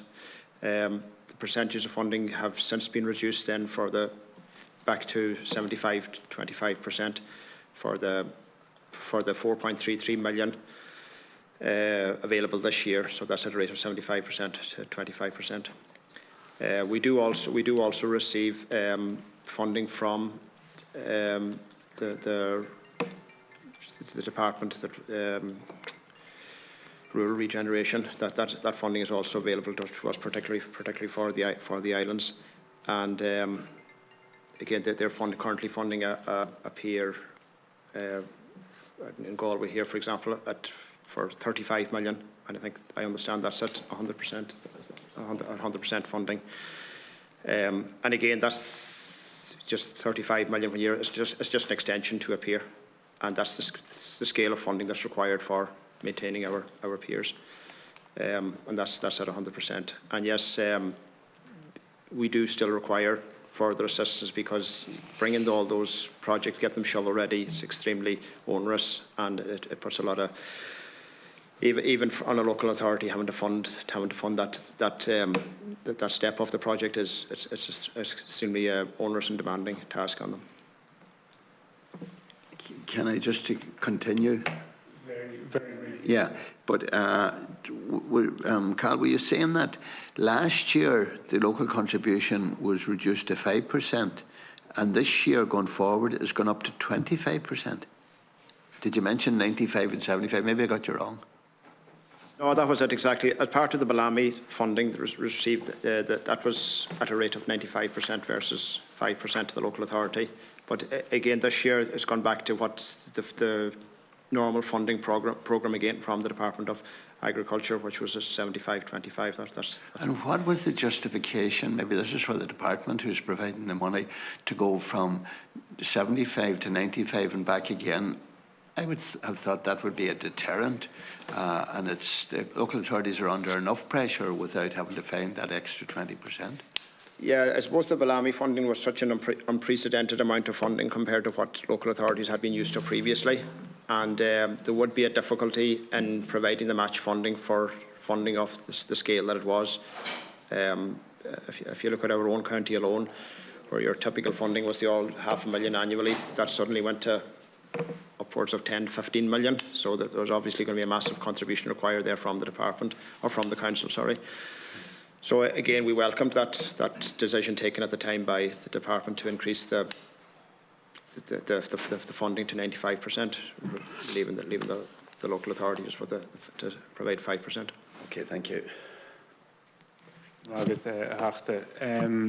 So I have a couple of questions. I'll put them now, and then we'll go to Deputy McLaughlin when he's back, who had indicated that he should speak. So the first set of questions is for the department and the officials therein, and it relates to the need for projects, particularly projects to improve local authority-owned ports and harbours, that these are required to be shovel-ready.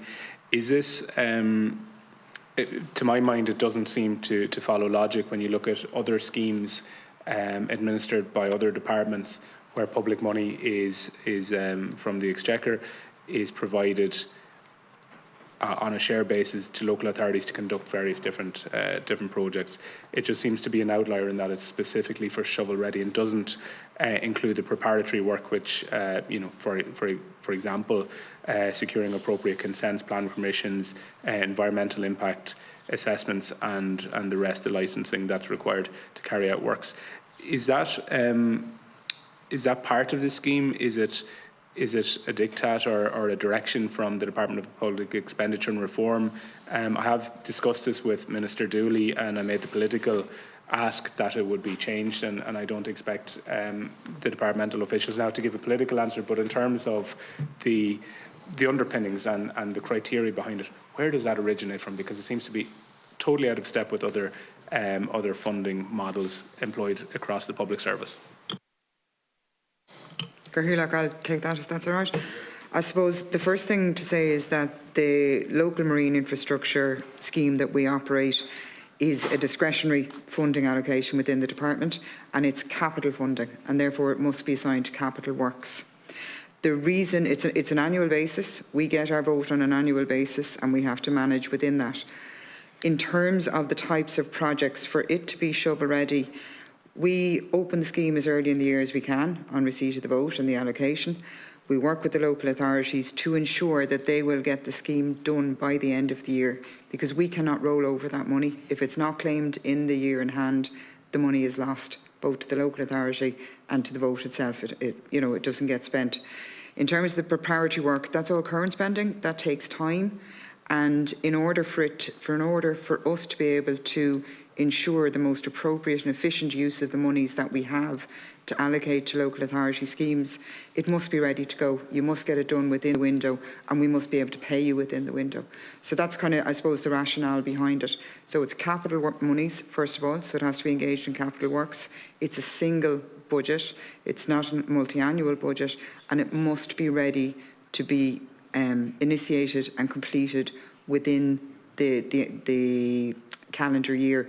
And that includes us having to receive all the information from the local authority, conduct our due diligence and assurance checks, and make those payments. Thank you.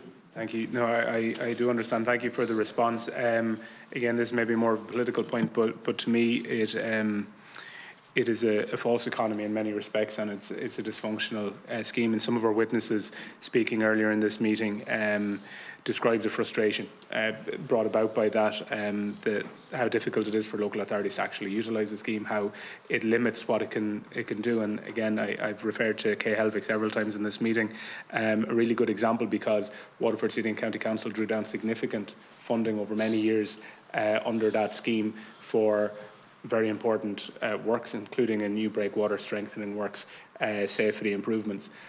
So we have excellent work done, but yet the Fisheries Harbour is not fit for purpose because of the lack of dredging and the dire need for that. And in fact, lives and livelihoods are at risk. So it just, I think the message that I want to get across is that the system and that funding scheme needs to be relooked at, because it is ticking a number of boxes, but it isn't addressing the multitude of issues that fishermen and also other users of those ports and harbours are addressing.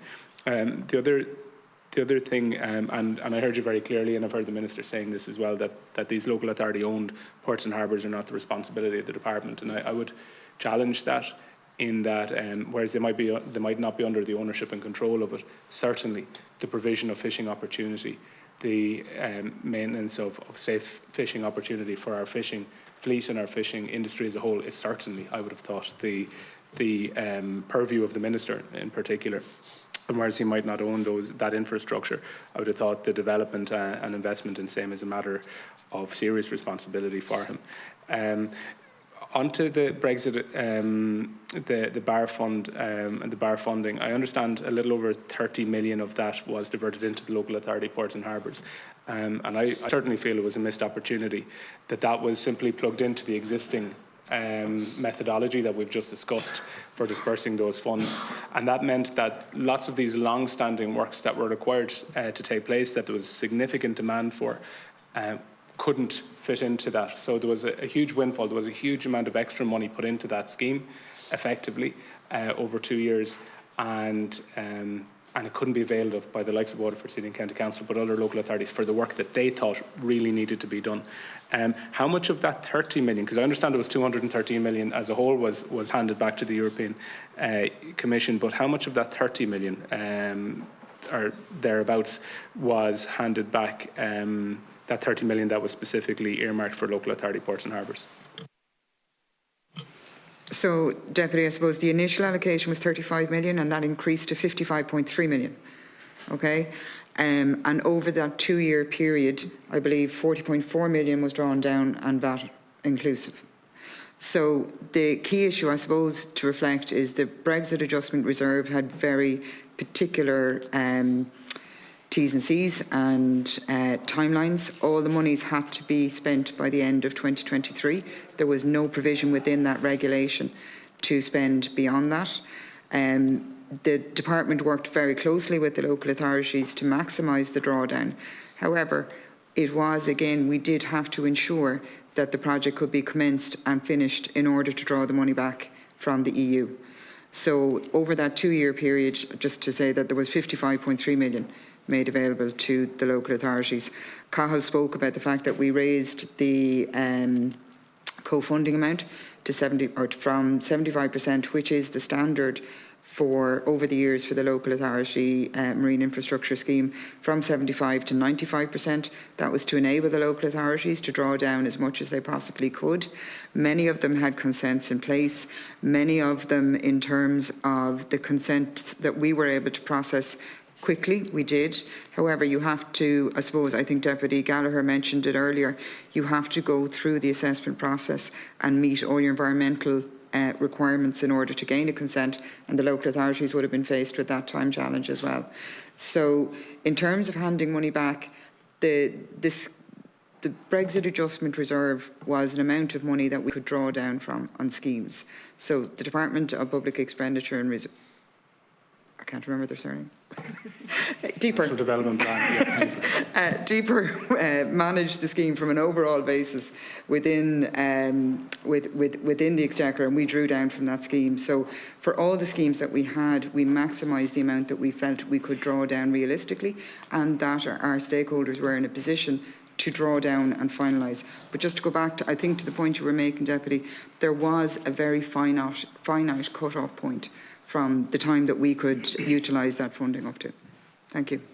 Thank you for that. And just to confirm, so there's 55.3 million in total from the BAR allocated to local authority ports and harbours. 40.4 million was spent, so a little under 15 million went unspent.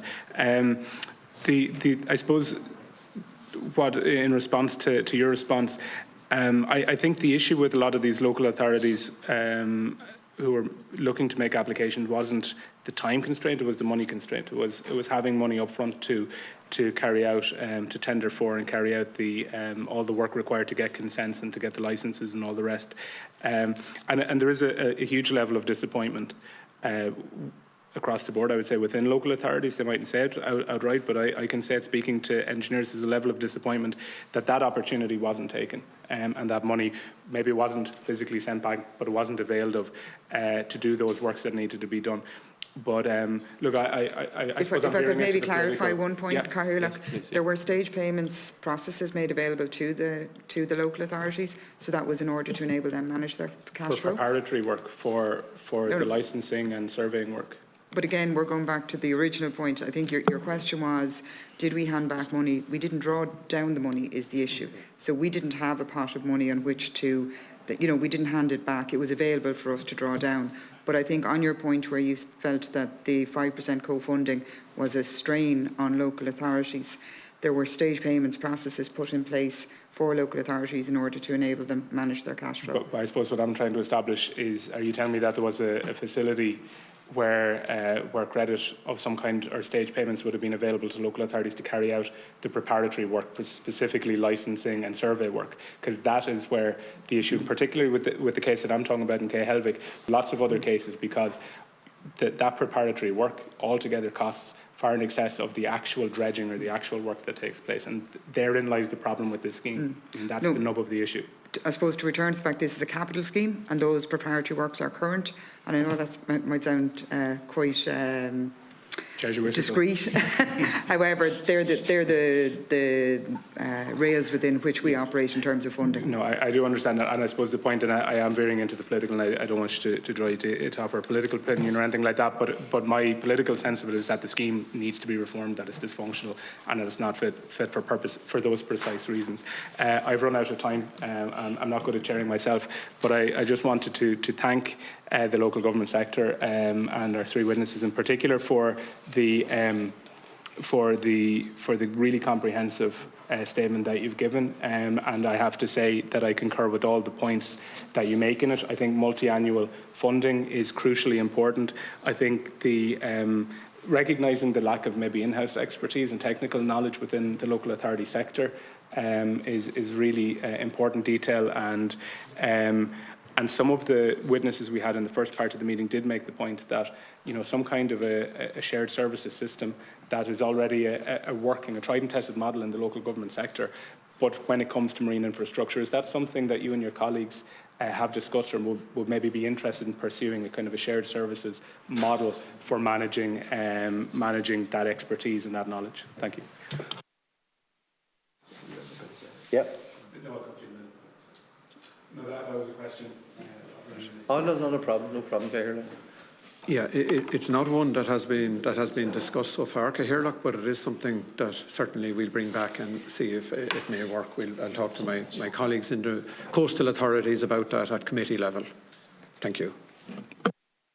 Famously, County Westmeath doesn't have a long coastline. Deputy McLaughlin.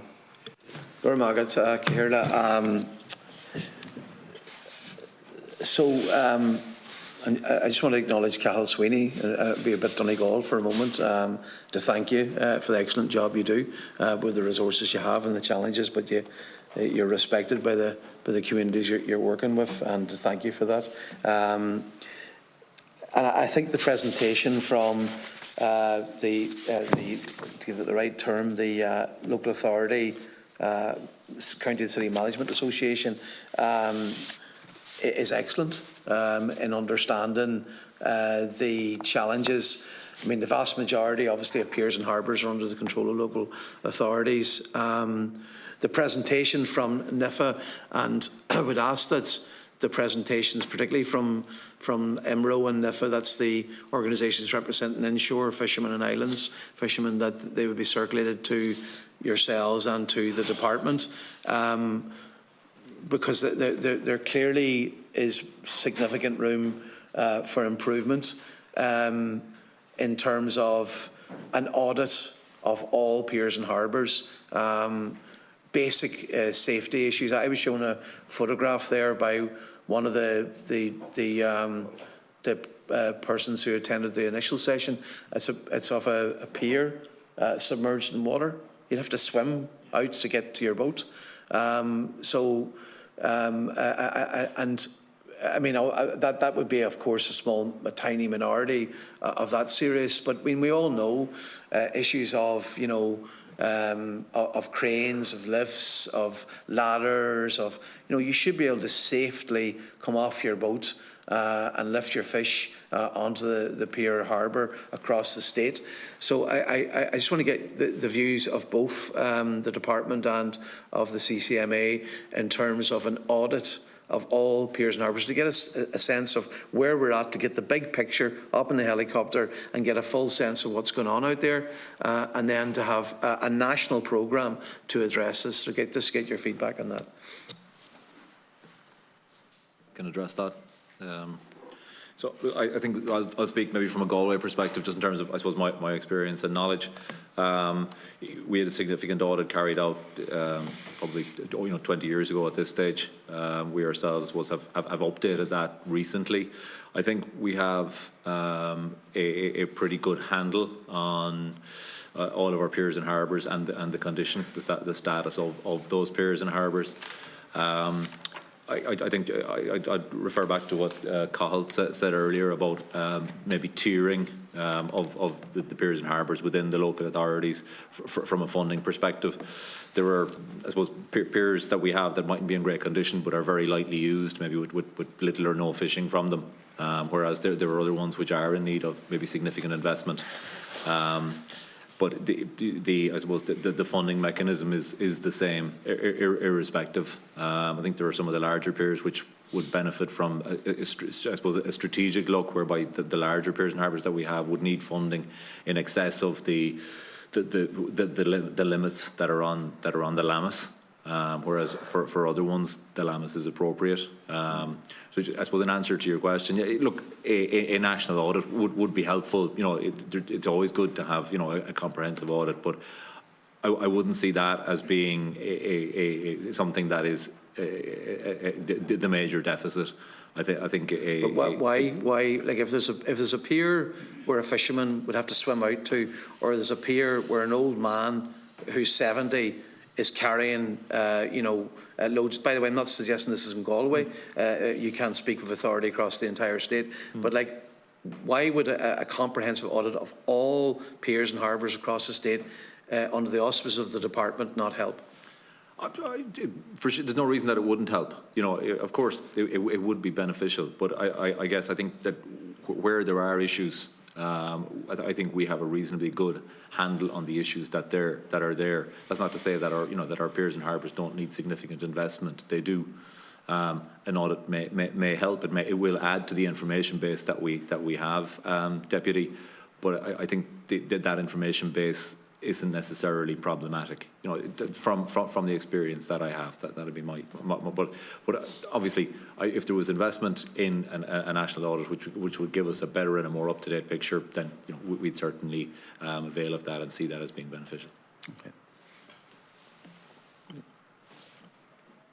Okay. Thank you, Deputy. Yeah, I think similarly, like we have with the last audit was carried out in Donegal was in 1999. Sorry, that wasn't the last one. It was the second last one. That was from an economic perspective, and that looked at what we had. That looked at 153 piers and harbours throughout the county, and it's a very detailed report, and it talked about the economic investment and what works and where development-wise were required to bring them up to standard. Later then, in 2017-18, then we carried out a safety review of all our piers and harbours, and that identified a number of the issues that you've just mentioned there, the types of issues that you just mentioned there. And again, that made a whole list of recommendations, and we followed up with those recommendations. And again, we drew down capital funding to carry out measures that were identified in that review. That was in 2018. Since that then, and before that as well, what we rely on then are just visual inspections carried out periodically by our outdoor staff and our harbour masters and engineers and so on. And again, you'll be aware as well, we have the communication, like with most of our harbour users, they all have an open line to us. So as soon as defects are identified, they are raised and brought to our attention, we do get to them, particularly where there's safety concern, we do get them fairly quickly. Would an audit, national audit, again, would it be a benefit? Yes, it certainly would, and I think it would, even from an economic perspective as well as a safety from a safety point of view, to identify again what we talk about, the harbours that need to take in your own locality, for example, your green castles near Glengads and so on, those that need particular attention where there's a large amount of fishing activity. And where they need substantial investment. So yes, I do agree. Yeah. For the department response in terms of the national audit, and just to be clear, I'm not talking about a huge amount of money in economic appraisals and all this. I'm talking about basic health and safety audits to make sure they're workable for people who just to be clear about that. One of the things that infuriates me is the issue of dredging of piers and harbours, and just the absolute bureaucracy you have to go through. It's just shocking. I guess this is the basic safe maintenance of a pier and harbour, and up until recent times, 3 government departments, I think, were certainly 2, 3 were involved in the process, planning, agriculture, food and the marine, possibly environment, climate too. To me, I just want to get a sense from the departments. I mean, obviously MARA now are in play in terms of having to deal with this. How do we fast track permissions to go and dredge a pier and harbour so people can access it and leave it safely? So just 2 questions then: the national audit and the whole issue. How do we tidy up the bureaucracy and give people the permissions to make these places safe? Thank you, Deputy. I suppose I'll take the second one first. Yeah, thanks. Yeah. We ourselves, as the department and as the operators of the fishery harbour centres, are subject to the same consenting requirements to dredge as every other party who wishes to dredge in the country. It is a source of frustration for us in terms of the length of time. I will ask Noel maybe to speak to a little more to the experience that we've had particularly in Howth, in terms of the impact it's had on our ability to get consenting to dredge. And I suppose your second question was about an audit of local authority-owned piers and harbours. To be frank, Minister, the local authority-owned, or Minister, Deputy, the local authority-owned piers and harbours. I was enjoying that for a second. Carry on. Apologies, Cahill. Apologies, Deputy. No problem. To be frank, this department does not own those piers and harbours, and it would be, I suppose, remiss of me to suggest that we would engage in a harbour of them or in an audit of them. What we do respond to on an annual basis are the requests from the local authorities, and you mentioned specifically cranes, lifts and ladders, and they are things that we fund. So when we go out with the scheme on an annual basis, the local authorities have done their assessment and made the prioritisation, and they submit their projects in a prioritised fashion, and then we allocate the funding that's available to us. We're not guaranteed funding every year, we're not guaranteed the same level of funding every year, but we are in a position to aid those local authorities. However, the prioritisation and identification of those needs are a matter for the local authority. And sometimes we are in a position, I think Cahill spoke to the Bellamy scheme and Donegal. Donegal was obviously very badly impacted in terms of Brexit. However, we were able to assist Donegal, and we were able to fund them to the tune, I think, 25 million over 2 years. And that's made a significant impact on those piers and harbours there. But we don't have that opportunity of the Brexit Adjustment Reserve Fund every year. But if I may ask Noel just to take us through the dredging challenge. Thank you. Thanks. Okay. Yeah, Deputy, I suppose Howth would be our case in point as regards dredging experience and that. Any fishermen that use Howth have had a problem, particularly going into the trawler basin over the last number of years. The harbour master is restricting the size of vessels coming in there. I recognise you had the RNLI at the previous session, and that's one of their bases. And we have a problem maintaining a clear exit from the harbour for them as well.